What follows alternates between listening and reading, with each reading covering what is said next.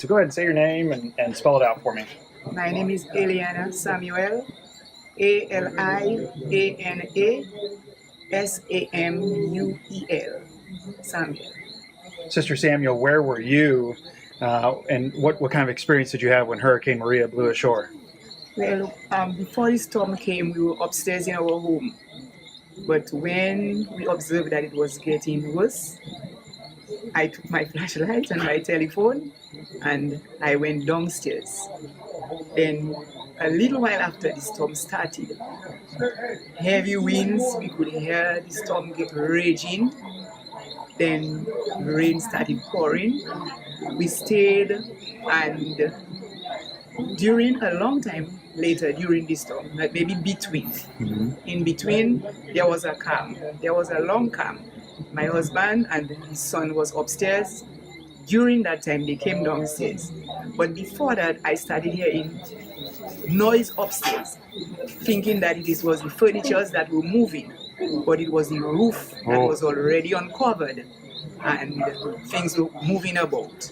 So they came downstairs during that time, and then water started pouring downstairs, coming from the top because the roof had gone and there was nothing to bury the water. So everything was coming through downstairs, and we had that problem of pushing out water all the time.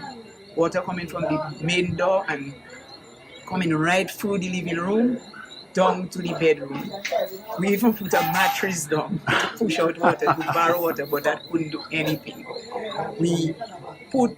I asked my daughter to put a washing machine we had there behind one door because the door was raking. And we went to the bedroom, same thing. I told her, let us put a wardrobe to the other door just to prevent us hearing all those big noises. But we continued sweeping out water all the time. And then we stayed there until it got calm again after a long time. And that time everybody was downstairs and we waited till daybreak. And when we looked out to see the things that we saw, our neighbors' houses were uncovered, everybody calling one another, everybody's asking, if everybody's all right, what is happening, and so that is us.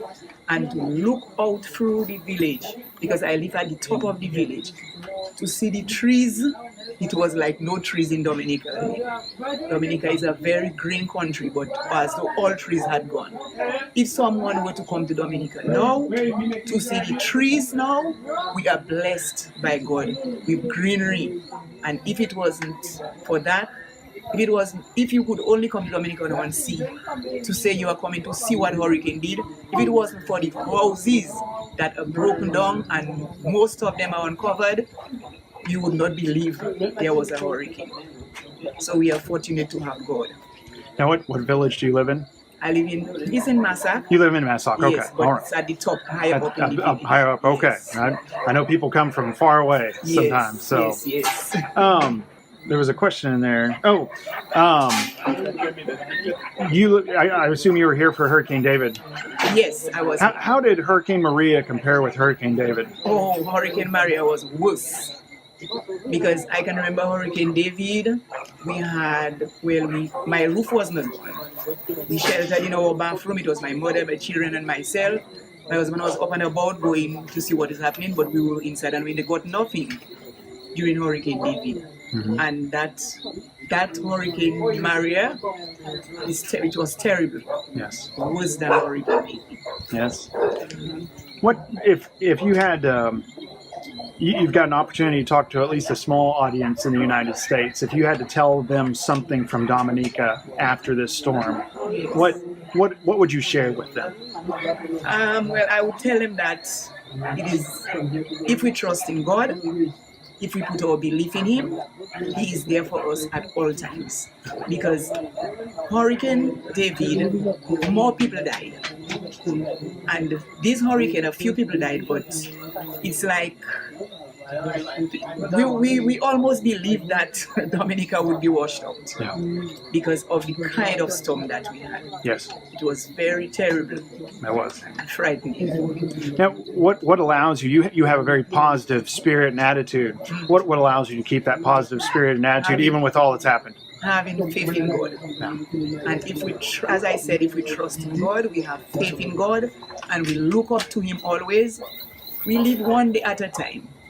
And He is there to uphold us. Whatever we do, as we live every day, we must keep our lives in check and to live with Him. Very good. Thank you, Sister Sam.